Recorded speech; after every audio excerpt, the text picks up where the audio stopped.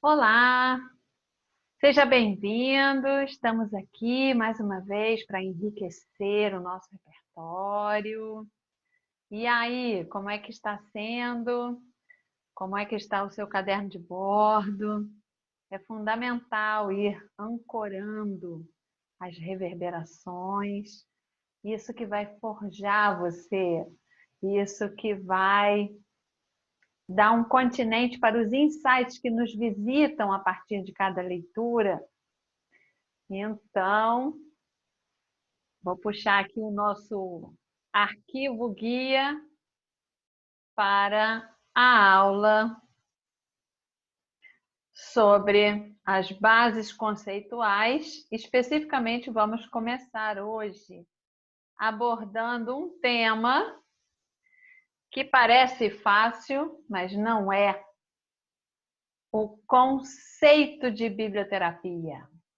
Afinal de contas, o que é e o que não é biblioterapia. Então, nos cursos presenciais, nesse momento, eu faço essa mandala dos livros e na aula de hoje e na próxima aula, vocês vão poder entrar em contato com trechos delicadamente selecionados para serem partilhados aqui. É como se fosse aquela peneira que a gente passa na areia para ficar só com os grãos de ouro. Então, é o meu tesouro que eu estou aqui partilhando com você, tá bom? Então, vamos lá. Curso de Biblioterapia Online, aula 6, Introdução às Bases Conceituais. Então, vamos falar um pouquinho de ressonâncias da aula passada. Bases conceituais 1, porque a 2 é a próxima. E, como de praxe, vamos dar sugestões para o caderno de bordo. Então, minha gente, eu fico sempre curiosa para saber, né, das leituras da aula passada, daquelas várias energias, o que é que reverberou mais? Que personagem que sacudiu? Será que foi o conto do arquivo? Será que foi a Conceição Evaristo? Será que foi o parto da Eliane Brum, que falava uma quebrada diante de quebrados? Será que foi a leitura do Milor, que falou que o medo é o nosso definitivo companheiro? E que o cérebro não tem uma válvula escritora, que as fezes culturais ficam circulando lá? Ou será que foi o exemplo inspirador do Sérgio Vaz? Ou foi o momento aranha do Rubem Alves? Então, normalmente a gente passa muito rápido de uma leitura para outra, mas a gente deixar a leitura reverberar é dialogar com as suas vozes internas. E isso é muito importante, porque é a partir desse diálogo, dessa biblioteca interior, é que você vai sedimentar o acervo para trabalhar com outras pessoas, né? Outras vozes, outros contextos. Então, parte sempre de uma mobilização interna, de uma identificação do seu acervo para, a partir desse transbordamento, pensar em possibilidades.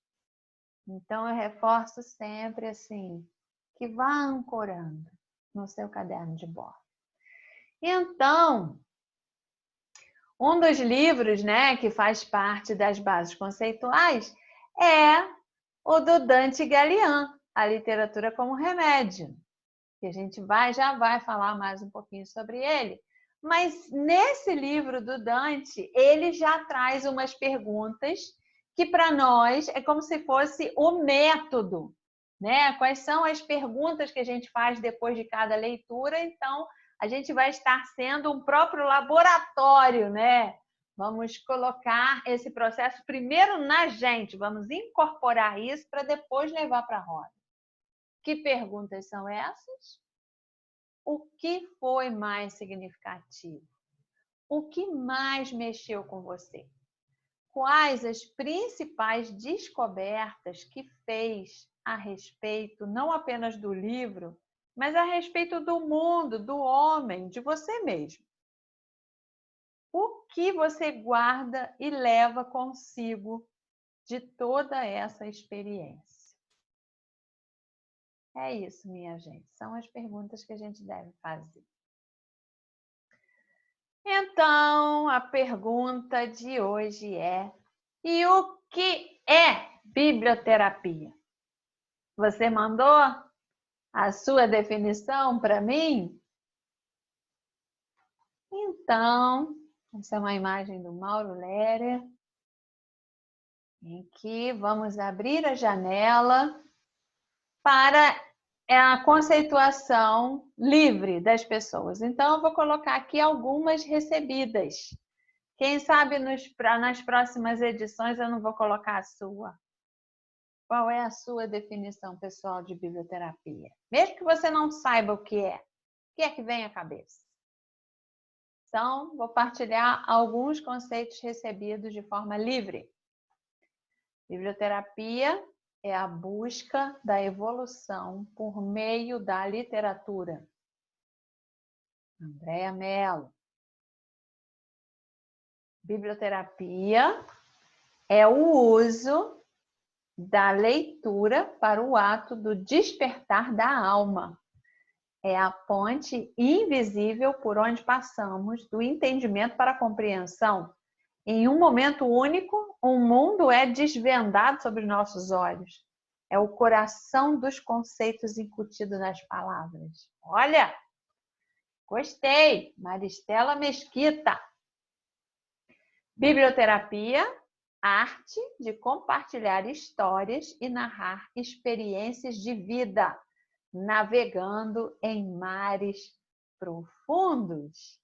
Jordana Urquiza. Não é interessante esse exercício? Cuidado consigo e com o outro por meio de narrativas literárias. Ângela Reis. Biblioterapia é a bússola que nos orienta à descoberta de novas formas de sentir e pensar. Adorei isso, Sandra Moura. Então, agora nós vamos mergulhar no que dizem os mestres. E essa é uma primeira pergunta, né? Quem é que diz que alguém é mestre naquele assunto? É uma boa pergunta. O que legitima uma pessoa a ser chamada de mestre? Talvez o tempo que ela tenha de experiência, talvez o título que ela tenha, talvez a contribuição que ela tenha dado, os livros que tenha escrito, enfim. Essa é uma boa pergunta. E como esse campo está em plena expansão e tem pessoas que são absolutamente diferentes, falando em biblioterapia, mas com práticas diferentes, com embasamentos diferentes, isso também é subjetivo, minha gente. Então, o que eu vou apresentar para vocês é o que, na minha história, foi um pilar conceitual que me deu estrutura para fazer vários experimentos e aprender muito com eles todos. Então, eu vou apresentar para vocês o que eu considero os meus mestres, né? Os que alicerçaram a minha estrutura e me fizeram sentir como uma árvore, um símbolo de retidão. Porque qualquer assunto que seja pouco explorado, ele tem muita resistência, né? Tem muita resistência. Então, quem é que se sustenta nesse campo? É quem aprofunda, é quem pesquisa, né? Então, vamos lá. Para mim, o maior referencial é o meu grande pilar. Foi esse livro que me empurrou para eu começar essa história sem que eu tivesse feito um curso, sem que alguém tivesse me dado permissão. Foram os livros que me empurraram, mas especificamente foi depois desse livro que eu virei um vulcão e não quis mais esperar nada. Então, é o Biblioterapia, do Mark Allen Oaknan. Esse livro, infelizmente, está esgotado e as edições Loyola, nós até entramos em contato falando do grande campo que está se abrindo, que esse é um livro muito importante e fizemos até uma lista de assinaturas de pessoas interessadas na compra e a editora não tem mais os direitos de publicação. Então, eu estou tentando, via a editora Cândido, Edições Cândido, que é uma editora parceira, que até criou o selo Biblioterapia, de conseguir entrar em contato, porque é francês, né? Com a editora lá e conseguir, de alguma maneira, trazer isso para o Brasil. Então, hoje só se encontra em sebos, mesmo assim são raros, e está correndo aí um PDF, mas repasse de PDF tem um risco muito grande de ser enquadrado como pirataria, é contra a lei, né? Então, se você costuma passar muito PDF, você tome cuidado com isso, porque a legislação de direitos autorais não permite. Pode ser que você tenha um conhecimento mais aprofundado disso, mas esse campo é um campo minado. Mas então vamos lá. Vamos ver aqui alguns trechos preciosos desse livro, que é, na minha opinião, o principal referencial teórico desse trabalho.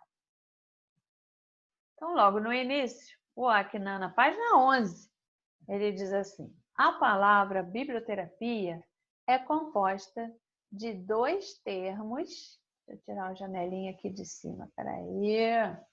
Minha gente, que eu me enrolei, isso faz parte.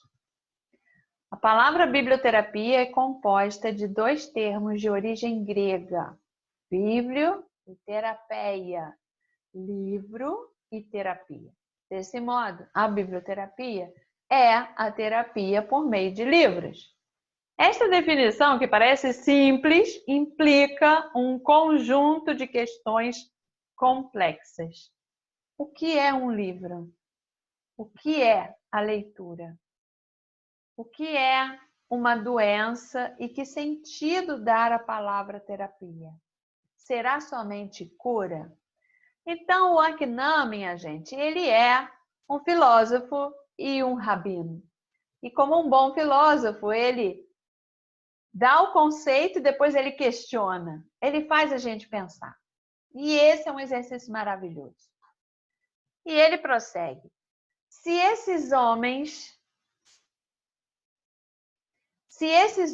e mulheres são terapeutas, se merecem esse título, é porque se ocupam não somente do corpo-objeto, mas também daquilo que anima o corpo fundamentalmente, o sopro de vida, que também é chamado de alma. Então, ele está falando de um outro corpo-objeto, de alguma coisa que anima o corpo. Sim, essa é a nossa massa de trabalho, né? Aí ele diz na página 14: curar alguém é fazê-lo respirar. Aproveita e dá uma respiradinha agora, vai. É isso que a gente tem feito pouco nessa correria louca. Dar espaço ao sopro e observar todas as tensões, bloqueios e traves que impedem a livre circulação do sopro, isto é, o desabrochar da alma em um corpo. Lembra daquelas definições que tinham a questão da alma? Olha aí, está em ressonância com o Oaknan. Efetivamente, é sempre a nossa palavra que é o movimento e o sopro da nossa vida. Mas acontece com frequência que a palavra do outro ativa o nosso universo psíquico e nos transmite emoções que sentimos em nós mesmos. Olha aí! Não é esse, por outro lado, o sentido da catarse de que fala Aristóteles na Poética a respeito da tragédia?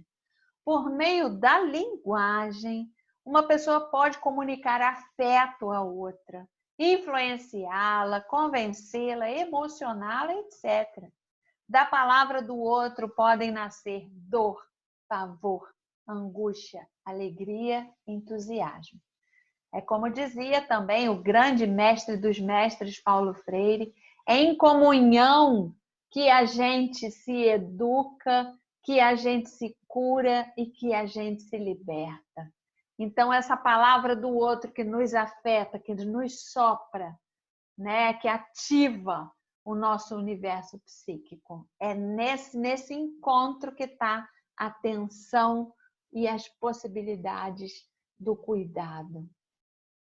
A biblioterapia hermenêutica se funda na ideia de que só há acesso ao tempo humano através da narrativa, que o livro é tempo-objeto, um objeto portador de tempo, e que a leitura interpretativa é uma pequena fábrica de tempo e de identidade narrativa. Então, não é maravilhoso isso? Porque muitos livros são tempos condensados. Às vezes tem a história de toda uma vida condensada, de todo um aprendizado ali naquele receptáculo. O livro é, na verdade, um objeto simbólico. É o lugar, é o tempo onde se guarda essas preciosidades, né? O papel do terapeuta é cuidar do ser. Isso é, essencialmente, cuidar da liberdade e da abertura que provoca uma linguagem em movimento. O terapeuta deve, assim, desfazer não somente os nós da alma, mas também os nós da linguagem. Palavras encerradas na prisão de um sentido único. Então, vocês viram nas aulas de imagens, né, como uma imagem só ela pode suscitar várias leituras diferentes, né? Então, nas palavras também é assim. E aí a gente vai saindo desse encarceramento das nossas verdades, das verdades herdadas, né? Que a gente vai aprendendo que a verdade não existe. São pontos de vista, são percepções e que podem ser alterados, podem ser ampliadas, e os livros são maravilhosos para isso. Mas nesse sentido, vamos aproveitar também para dizer que é muito importante criar em qualquer contexto que você utilizar a biblioterapia essa liberdade de ser inacabado, de ser errante. É uma questão da autoestima. Então, da gente incentivar qualquer contribuição. Não tem certo nem errado, ninguém é especialista, estamos todos aqui para aprender. Então, um trabalho anterior é um trabalho de deixar o ambiente onde as pessoas se sintam à vontade, até para falar bobagem, até para falar besteira. Então, a nossa postura também ela ajuda muito ou atrapalha nesse sentido, né? Então, se a gente se coloca muito no pedestal como dono do saber, vai todo mundo ficar quieto. Agora, se a gente já começa, olha, eu também não sei tudo a respeito, a gente está aqui justamente para partilhar, eu vou compartilhar com vocês uns trechos que eu acho maravilhosos, e aí a gente vai conversando. Mas se você tiver outros maravilhosos, pode ir trazendo também. Então, criar esse ambiente amistoso à participação. Porque um trabalho fundamental é com a autoestima das pessoas. Como eu escuto pessoas que não têm nem coragem de botar a voz na roda. Então, até quando pede para ler, você pode dizer, Se lê errado, pode ler de novo, porque isso é um exercício contínuo, isso é um ato político da gente botar a palavra na roda, né, minha gente? Então, a gente exercita isso nesse microcosmo para chegar lá fora e ganhar essa coragem de dizer as coisas, né? Olha que interessante, né? Porque ele é rabino, então ele diz em hebraico. A palavra doença se diz mahalá, da raiz marrol, fazer uma roda, traçar um círculo. Para sair da doença é preciso sair do aprisionamento, da imagem do círculo, quebrar o círculo. Tá vendo? Abrir. Ler biblioterapeuticamente é procurar encontrar no texto esse momento de despedaçamento criador, essa aurora diferente e recomeçada na qual, de repente, as coisas tomam um outro aspecto em uma paisagem desconhecida, na qual nos sentimos invadidos por um sentimento de alegria de viver, de existir. Então, olha que interessante esse momento de despedaçamento criador. Olha que potência! Um outro grande nome, como eu já citei na aula passada, na biblioterapia no Brasil, sem dúvida, é a Clarice Caldin, e ancorou os conhecimentos, as pesquisas dela nesse livro Biblioterapia, um cuidado com o ser. Então vamos a alguns trechos. O que a Clarice diz, né, conceitua a biblioterapia? Então ela diz: biblioterapia, de acordo com a etimologia, significa terapia por meio de livros.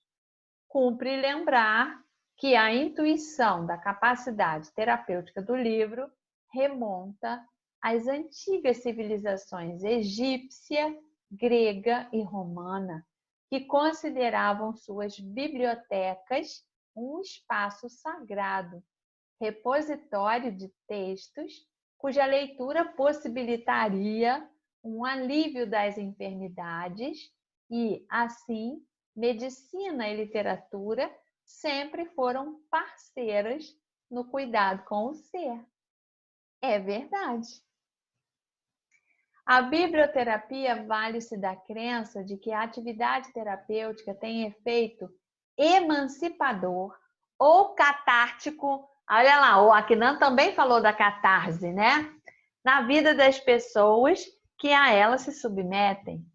A biblioterapia vale-se dos sentidos e, por consequência, da percepção, para cuidar do outro, prestar um serviço ao outro, visto que a intercorporeidade é reconhecidamente terapêutica.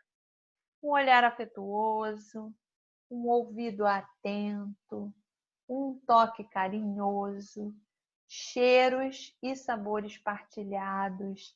Eis alguns dos instrumentos utilizados pelos aplicadores de biblioterapia. Então, olha como ela foca na questão dos sentidos e traz alguns elementos para amplificar esses sentidos. Isso é uma dica maravilhosa para vocês, né? Então, nas rodas presenciais, a gente procura ativar os sentidos, né? Levar aromas, ter um elemento estético e essa postura de atenção para o outro, dar espaço para ele falar, olhar, reverberar no que está falando. Isso tudo faz parte do pacote. A biblioterapia tem implícita a intenção de ouvir o outro e de falar com ele, ou seja, incentiva o diálogo.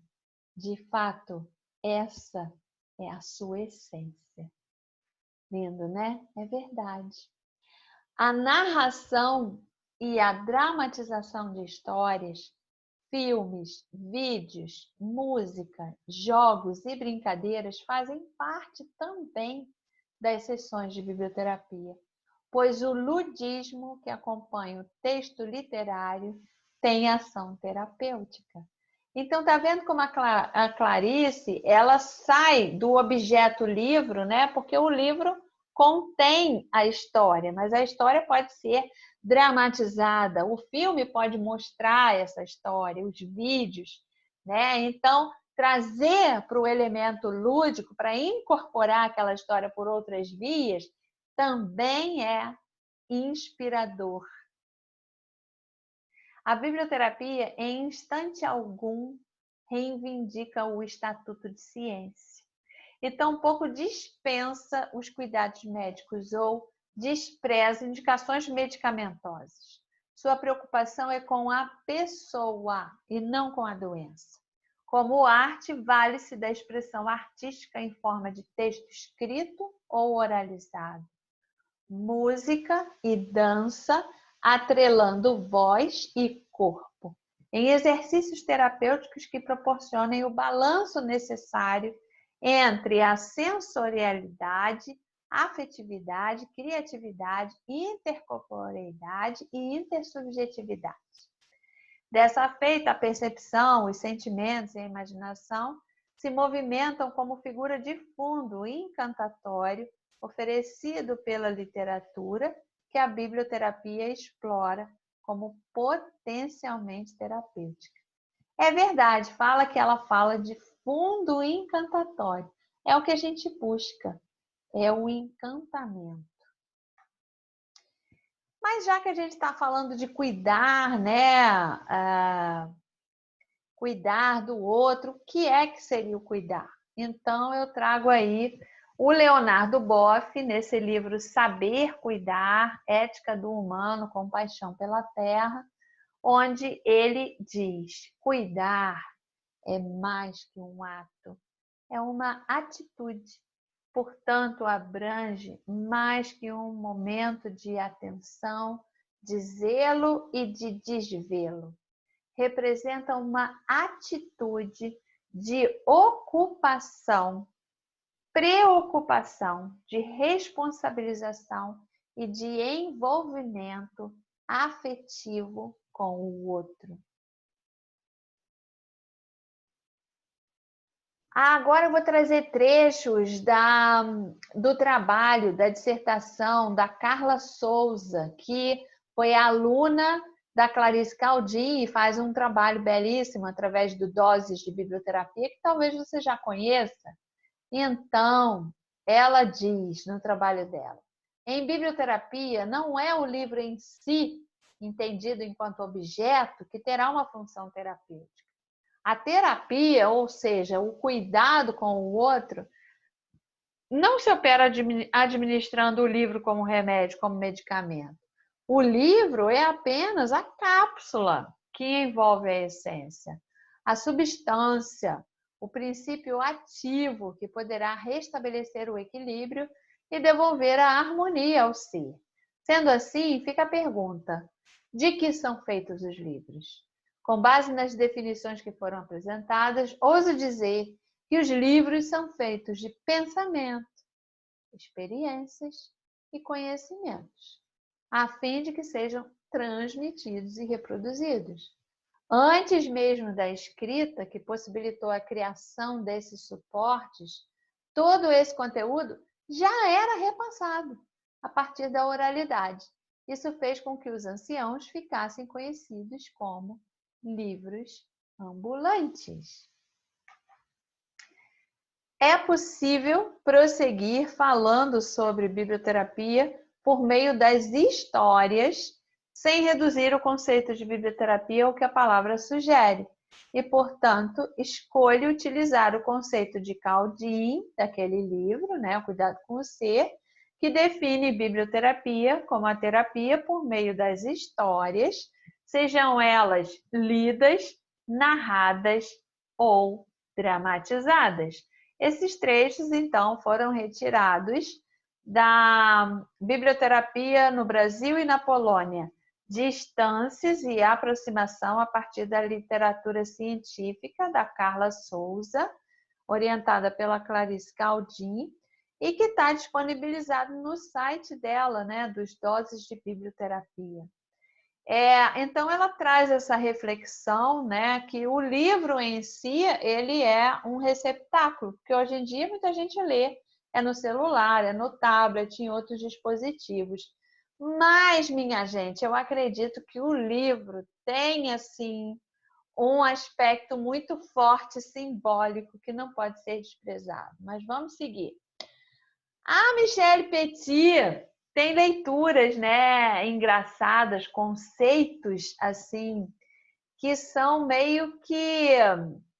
tem um certo preconceito. Então, no livro da Michelle Petit, ela não gosta de usar o termo biblioterapia. Então, vamos lá, vamos ver o que diz.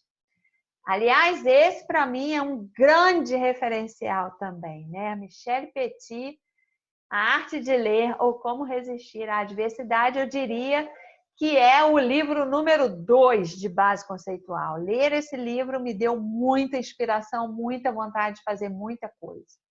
Então, ela diz assim: uma parte dos profissionais que realizam programas centrados na leitura em espaços de crise fala em biblioterapia. As definições dadas são múltiplas. Em geral, designa a utilização de materiais de leitura selecionados como suplemento terapêutico à cura medicinal ou psiquiátrica, mas recebe acepções mais amplas, até o ponto de cobrir um conjunto de mediações culturais seguidas de discussões em grupo, em contextos que ultrapassam o âmbito hospitalar. E ela diz assim: analisar as experiências relatadas seria rico em aprendizado, mas seria um trabalho distinto daquele que me engajei nesse livro. Nos contextos onde trabalhei, o conceito de biblioterapia é raramente empregado, mesmo entre os que trabalham no mesmo hospitalar. Não é unicamente uma questão de hábito cultural. Nas atividades que reivindicam pertencer a essa disciplina, como seu nome indica, espera-se, antes de mais nada, um resultado terapêutico. Ora, a maior parte dos mediadores de livros que encontrei considera o seu trabalho algo muito mais vasto que o tratamento. Julgam-no algo da ordem cultural, educativa e, por certos aspectos, política.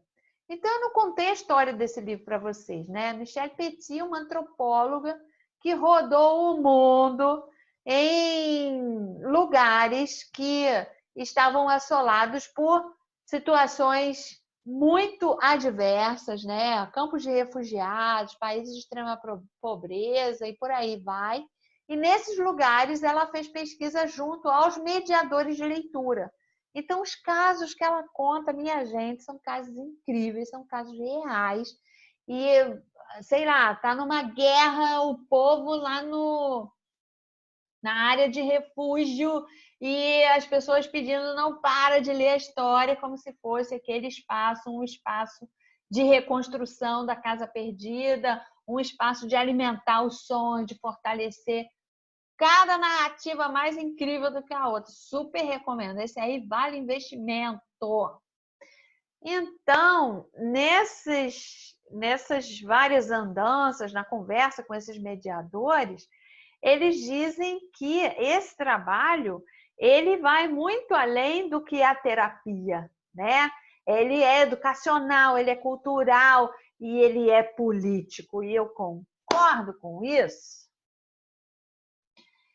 E o Dante Gallian é um historiador, né? Ele, nesse livro, ele até conta a história dele, né? Que como historiador ele foi convidado a dar uma aula para os alunos de medicina e ele preparou uma aula e ele ficou muito frustrado porque os alunos dormiram na aula dele. Então, buscando uma forma de dinamizar, ele resolveu pegar trechos da literatura, por exemplo, Tolstói foi médico e foi um escritor imortal, né? Até hoje nós nos alimentamos dele. E aí ele foi percebendo que aquilo era um manancial. Então ele fez esse recorte, né? Desde então ele escolheu os clássicos e aí ele foi criando uma metodologia, né, que ele chamou de laboratório de humanidades, laboratório de leitura, onde ele pega, por exemplo, eu estou com um clássico aqui, Dostoiévski, Crime e Castigo. Nossa, essa edição de bolso ela tem, sei lá, umas 555 páginas. E aí, o que ele começou a fazer? Dividir o livro em pequenas partes, sei lá, uma vez por semana. Então, essa semana lê essa parte e se reúne para discutir. Então, isso é uma prática que ele faz há mais de 15 anos. Imagina o estofo, ele mesmo escreve sobre isso, né? Que esse trabalho deu uma disciplina para ele de leitura e ele sempre ficou muito impressionado com os desdobramentos a partir dessas discussões. Então, ele diz o seguinte: o grande poder mobilizador da leitura, do ponto de vista afetivo e reflexivo, praticamente exige uma dinâmica de expressão e compartilhamento, concretizado numa situação de interlocução, para que esse processo amplificador ocorra de forma saudável e produtiva do ponto de vista da humanização.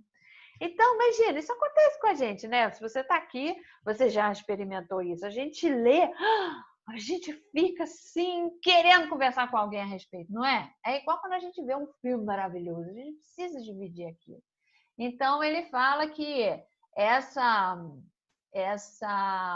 mobilização afetiva reflexiva, ela pode ser amplificada, né, através do encontro. Então, ele adotou isso como método e hoje ele está bombando, ele está se espalhando, ele está fazendo trabalho com empresas, está tendo um percurso maravilhoso.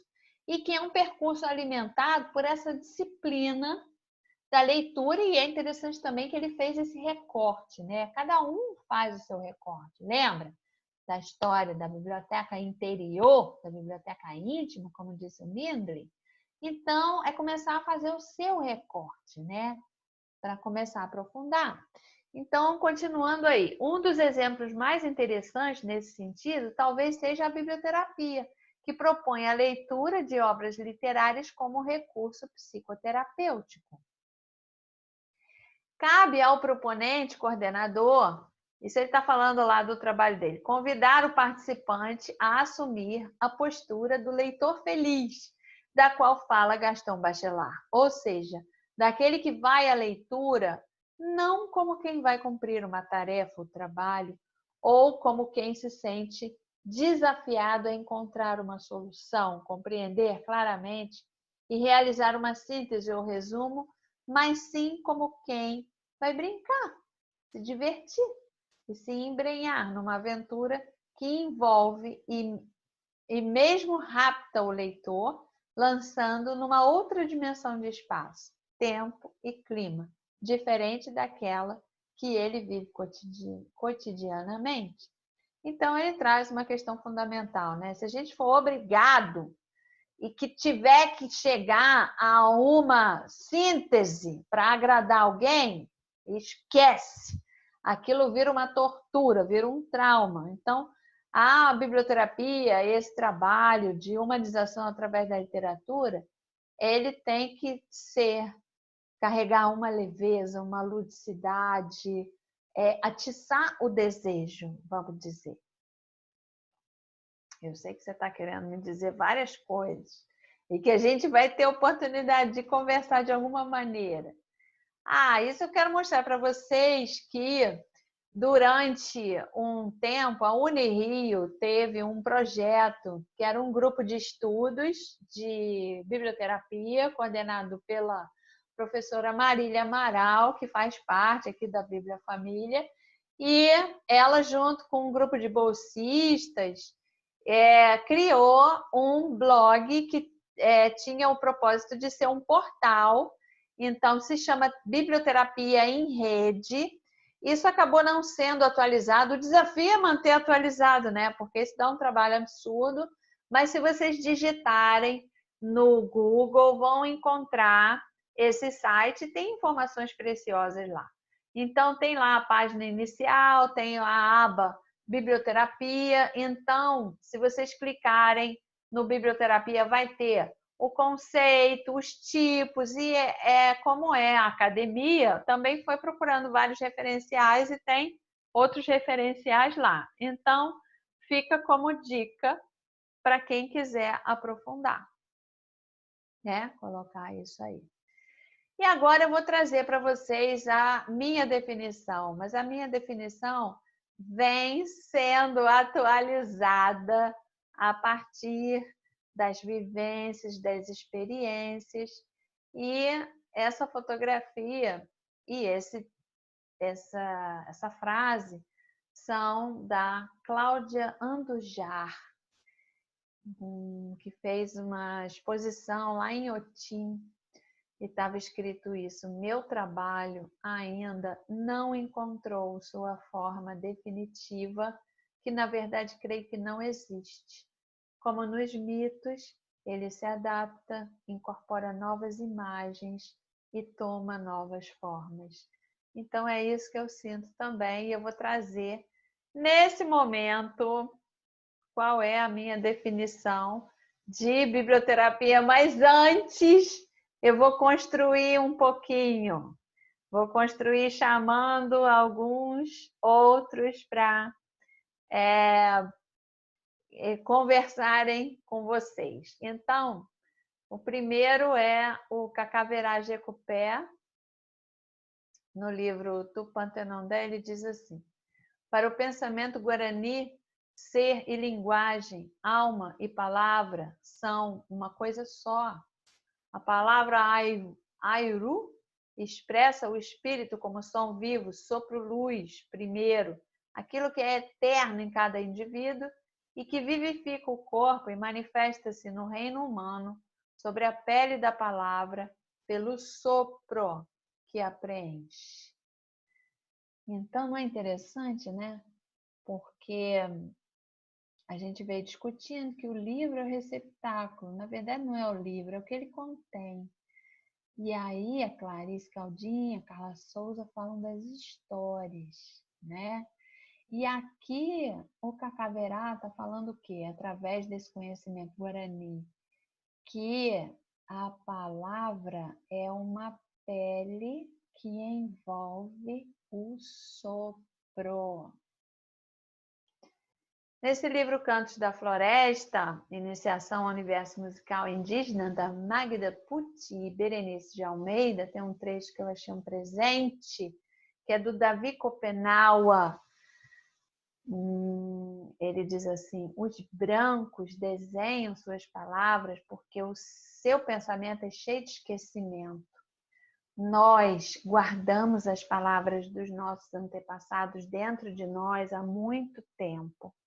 Quem não bebe o sopro dos espíritos tem um pensamento curto e enfumaçado. Não sonha e só dorme com um machado na mão. Isso, nesse livro, elas citam o Davi Copenaua e esse trecho está na Queda do Céu. E aí o Gastão Bachelard, no Ar e os Sonhos, ele diz assim: a poesia é a alegria do sopro, a evidente felicidade de respirar. Há palavras que apenas pronunciadas, apenas murmuradas, abrandam em nós os tumultos. Quando sabe uni-las em sua verdade aérea, o poema é por vezes um maravilhoso calmante. O verdadeiro áspero e heróico sabe também guardar uma reserva de sopro. Então, de novo, falando do sopro, né?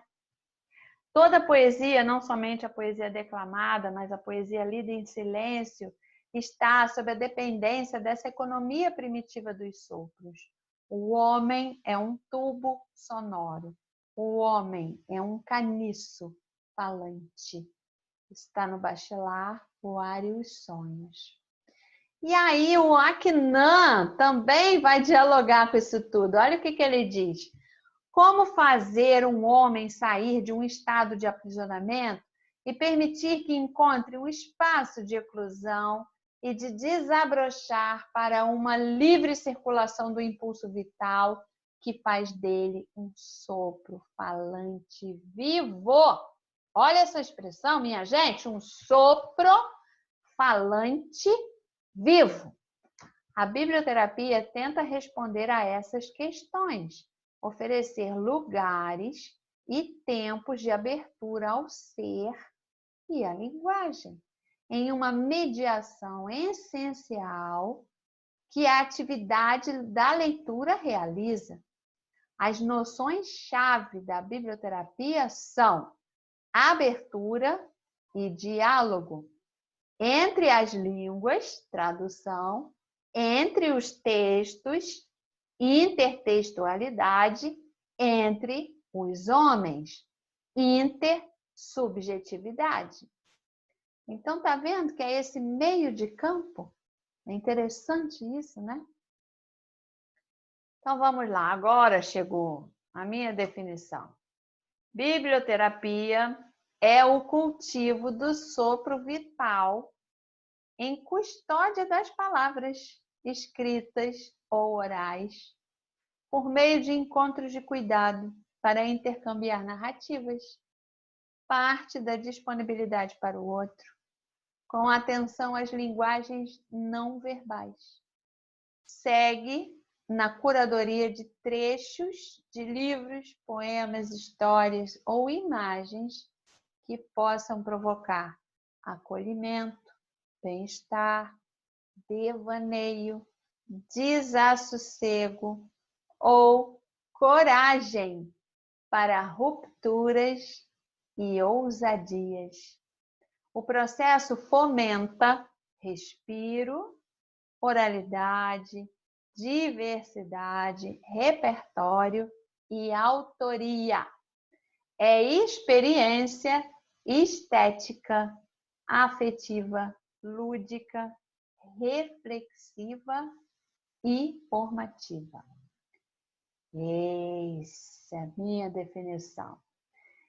Esse livro, Vivências em Biblioterapia, Práticas do Cuidado através da Literatura, eu publiquei pela primeira vez de uma forma autônoma em 2014.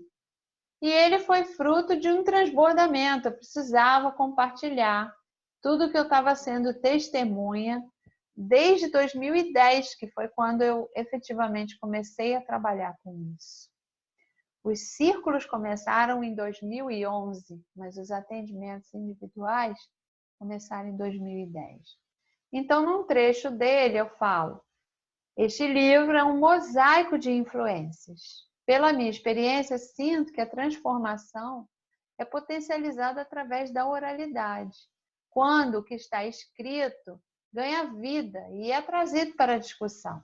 É na troca, no compartilhamento, na expressão que as crenças se movem, a percepção se expande e outros caminhos se apresentam.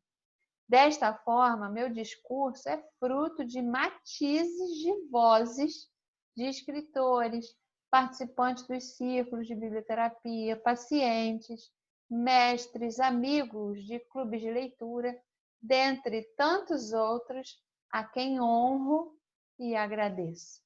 Então, todos nós somos um grande mosaico de vozes, né? E a beleza desse trabalho é que a gente está sempre bem acompanhada, porque é uma família que a gente vai escolhendo estar perto, né? Então,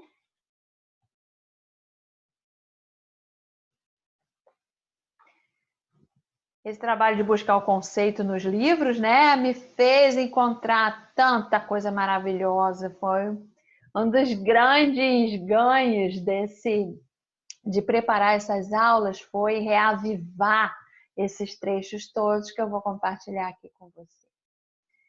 Então, a Michelle Petit diz assim: posso garantir que um livro, substituindo o meu tempo pelo seu, o caos da minha vida pela ordem narrativa, me ajudou a retomar o fôlego e a vislumbrar o amanhã.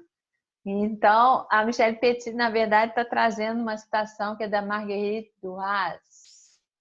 O essencial da leitura era, ao que parecia, esse trabalho de pensar, de devaneio, esses momentos em que se levantam os olhos do livro e onde surgem associações inesperadas. Não é isso que acontece? Então, a gente está lendo um livro, de repente a gente para em algum trecho, leva um susto e olha para cima. É um diálogo tão respeitoso, não é? Porque num filme, alguma coisa pode te tocar, mas o filme continua. No livro, não. Se alguma coisa te toca, você para ali, você levanta os olhos. Então, algo novo está mostrando. E aí tem aí um asterisco na palavra livro, né? Porque no livro está assim. O Yves Bonnefoy introduziu a ideia de que a interrupção durante a leitura de um texto pode ter um valor essencial e quase fundador. É fundador? Com a janelinha aqui na frente, espera aí. Isso, quase fundador na relação do leitor com a obra. Nenhum daqueles cujo trabalho acompanhei o encara como um bálsamo ou assistência, menos ainda como contenção. Ver-se reduzidos a conduzir e disciplinar zonas marginalizadas seria para eles insuportável. Trata-se de pessoas engajadas em lutas sociais e para quem o acesso à cultura, ao conhecimento, à informação constitui um direito excessivamente desprezado, assim como a apropriação da literatura. Ela lhes parece desejável por vários motivos, como veremos, porque quando aí se penetra, torna-se mais hábil no uso da língua, conquista-se uma inteligência mais sutil, mais crítica e também torna-se mais capaz de explorar a experiência humana, atribuindo-lhe sentido e valor poéticos. Isso me fez lembrar que em várias situações no consultório, a sensação que eu tinha é que a pessoa estava presa dentro dela mesma.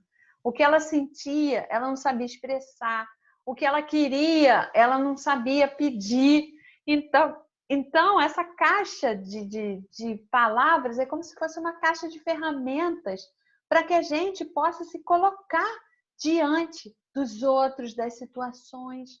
Nem sempre a gente é ensinado para isso. Muitas vezes a gente é ensinado a se calar, a ficar quieto, né? Então, por isso é transgressor. Por isso que sempre na história tiveram as fogueiras de livros, né? Porque é como se alimentasse a nossa liberdade de ser, de dizer, de expressar e de criar novas realidades, né? E é lindo assim observar no acompanhamento aqui com os pacientes individuais que eles falam isso, né? Nossa, agora eu estou conseguindo me expressar melhor, estou conseguindo dizer as coisas. Então, isso é maravilhoso, né? A contribuição da leitura em contextos críticos. Tudo começa com situações gratificantes de intersubjetividade, encontros personalizados, uma recepção, uma hospitalidade. A partir daí, as leituras abrem para um novo horizonte e tempos de devaneio que permitem a construção de um mundo interior, um espaço psíquico. Então, essa questão é fundamental. Então, está vendo que ela está falando dos encontros personalizados, uma hospitalidade.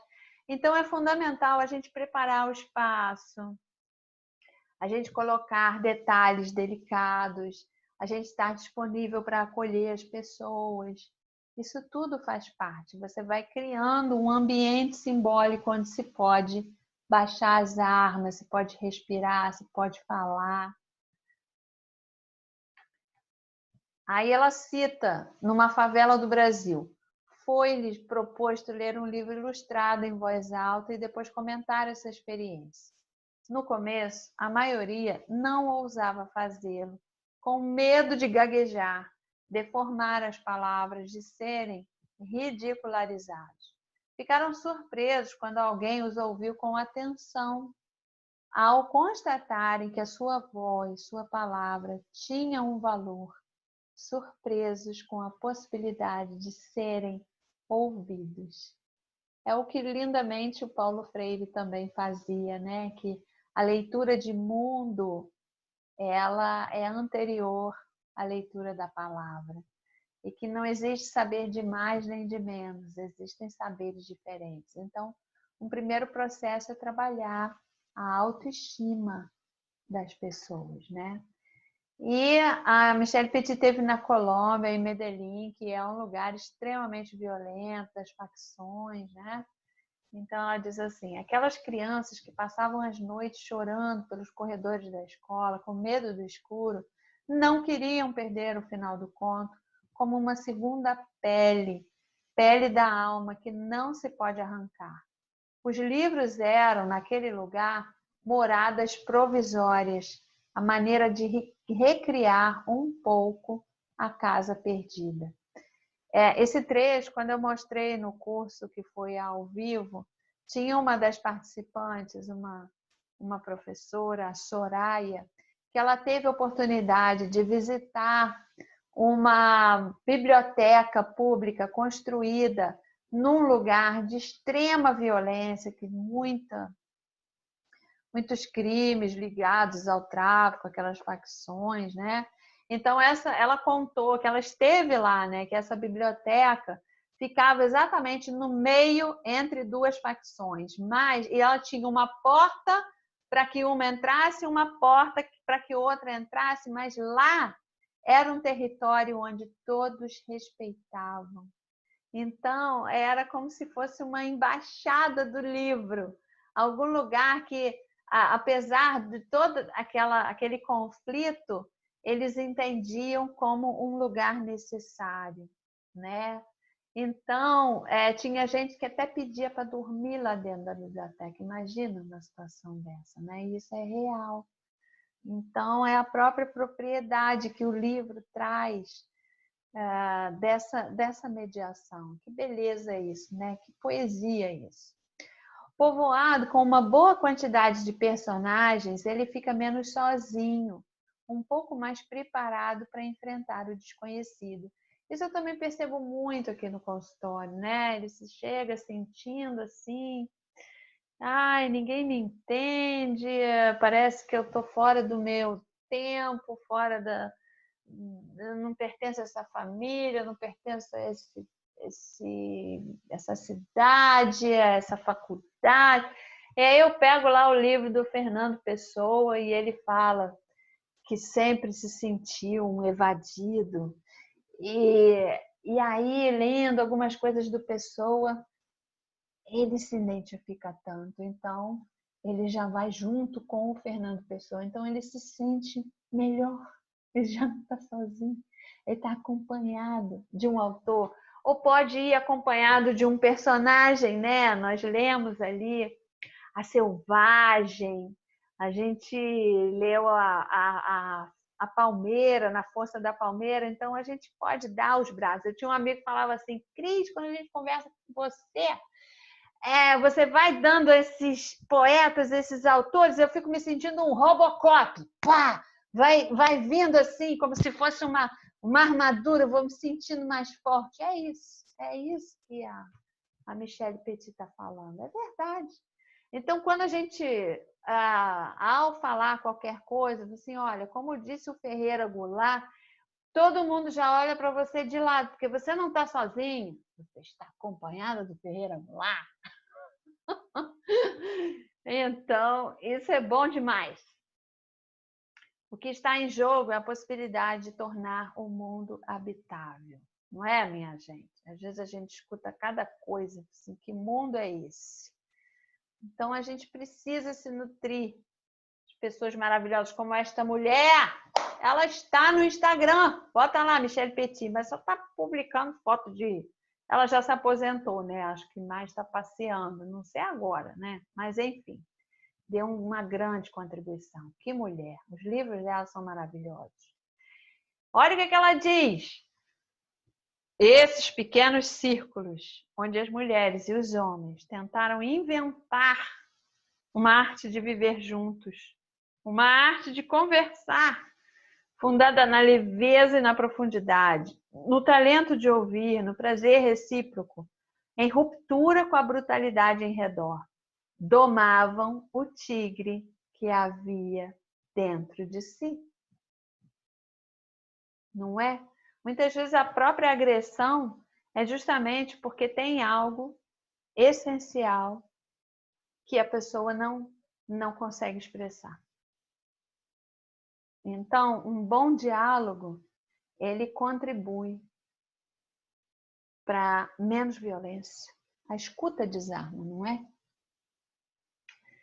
E tem esse livro, O Vazio, né, que nós vimos na aula sobre a literatura infantil e juvenil, e que tem esse fio que passa pelo vazio de cada um, né? Então, isso combina muito com um trecho aqui da Michelle Petit que diz: os livros são hospitaleiros e nos permitem suportar os exílios de que cada vida é feita, pensá-los, construir nossos lares interiores, inventar um fio condutor para nossas histórias e reescrevê-las dia após dia.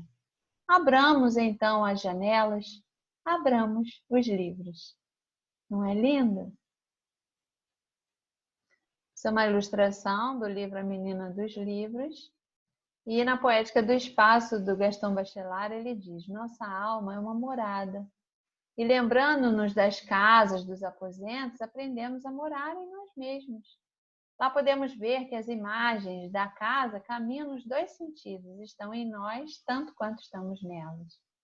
E há a casa das coisas, as gavetas, os cofres e os armários. Quanta psicologia sobre a sua fechadura. Esses móveis trazem em si uma espécie de estética do oculto. Com efeito, não encontramos nas próprias casas redutos e cantos onde gostaríamos de nos encolher? Encolher-se pertence à fenomenologia do verbo habitar. Então é isso que os livros fazem, eles nos dão um espaço para a gente habitar, para a gente se encolher e se espalhar. Porque a casa é o nosso canto do mundo. Ela é, como se diz a miúde, nosso primeiro universo. Pelos poemas, talvez mais que pelas lembranças, chegamos ao fundo poético da casa. O espaço convida à ação e, antes da ação, a imaginação trabalha. A imagem poética transporta-nos à origem do ser falante. O bem dizer é um elemento do bem viver. Um grande verso pode ter grande influência na alma de uma língua. Ela desperta imagens apagadas. Estamos aqui diante de um fenômeno minúsculo da consciência cintilante. Eu considero o Gaston Bachelard, esse livro, especificamente A Poética do Espaço, como um grande pilar conceitual do meu trabalho. Me deu muita força. E depois eu fui ler os outros livros dele, que foram maravilhosos, mas o primeiro, se você quer conhecer e aprofundar, eu sugiro que seja esse, A Poética do Espaço. Quando nos tornamos hipersensíveis à palavra, veremos que ela constitui uma adesão a uma amplidão feliz. E é importante a gente também trazer o Daniel Pennac, esse livro, como um romance. Ele fala coisas essenciais para esse trabalho com a biblioterapia. É um livro fininho, ótimo, uma ótima base conceitual. Aquele ritual de leitura toda noite tinha um pouco de prece. Depois da barulhada do dia, era um momento de comunhão entre nós. A absorção do texto, um retorno ao único paraíso válido, a intimidade. Sem saber, descobríamos uma das funções essenciais do conto e, mais amplamente, da arte em geral, que é impor uma trégua ao combate entre os homens. Olha, é isso que a gente faz, minha gente, uma trégua. O culto do livro passa pela tradição oral. Tá vendo que são várias vozes que falam em ressonância? E se, em vez de exigir a leitura, o professor decidisse, de repente, partilhar a sua própria felicidade de ler?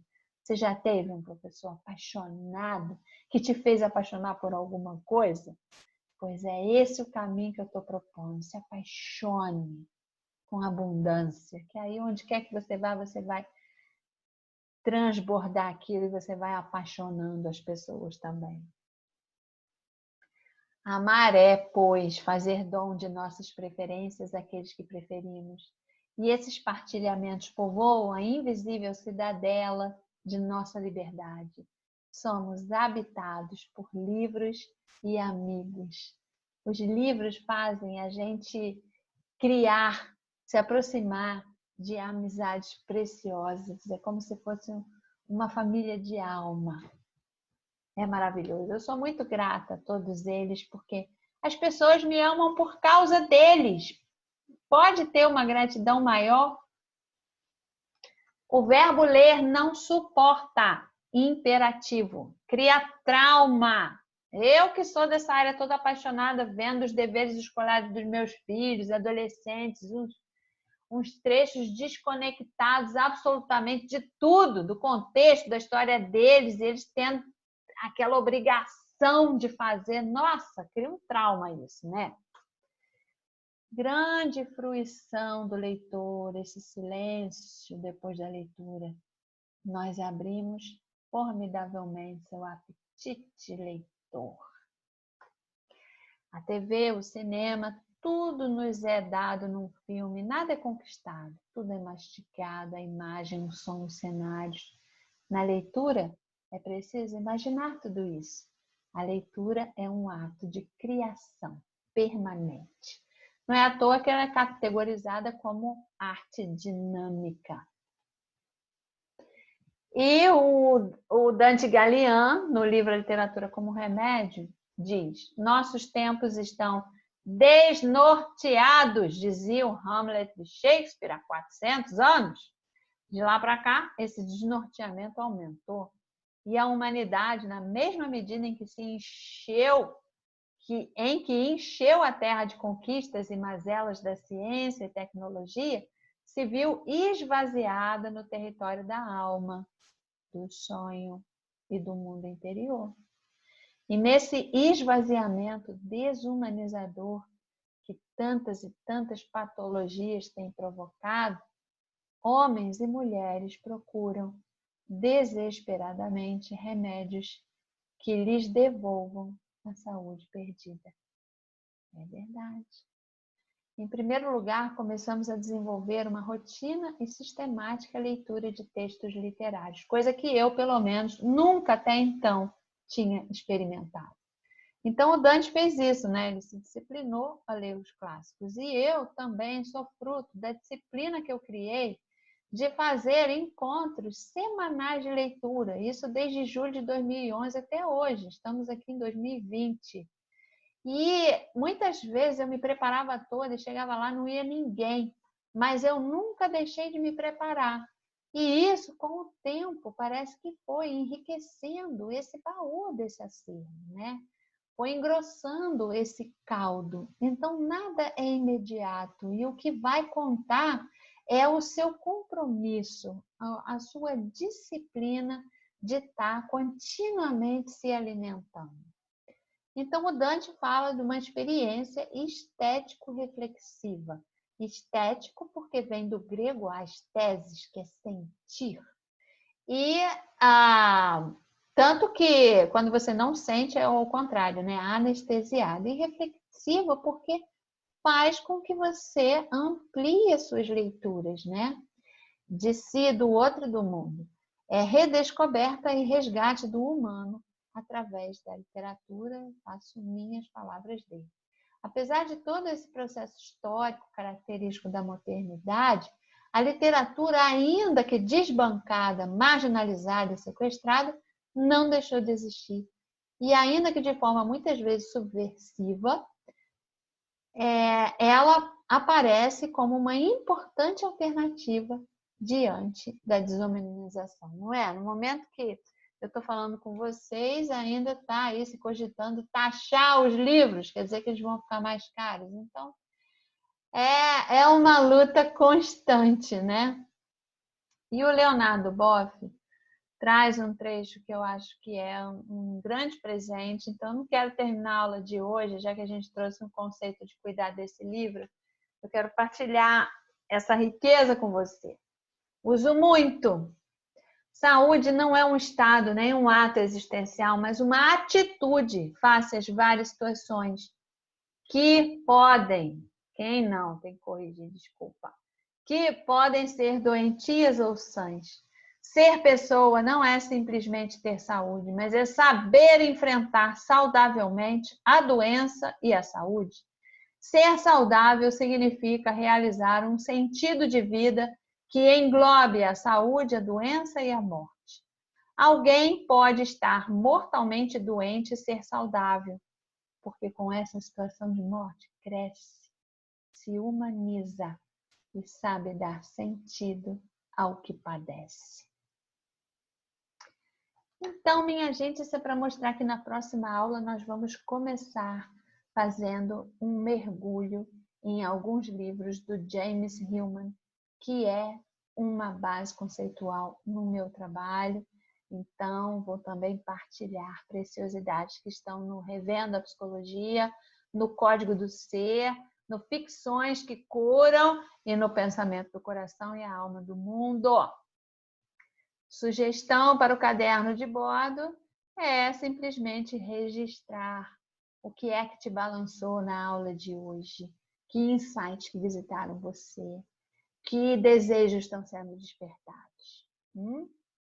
Ou talvez também quais são as suas bases, quais foram os livros que te empurraram para você estar aqui hoje. Então, minha gente, não é o fim, né? É um fio. A gente se vê na próxima aula. Essa imagem linda é do livro Fico à Espera. Então, vou me despedir aqui de vocês na grande tela. Vamos dar uma grande respiração. Que bom. Gratidão e até a próxima aula. Tchau, tchau.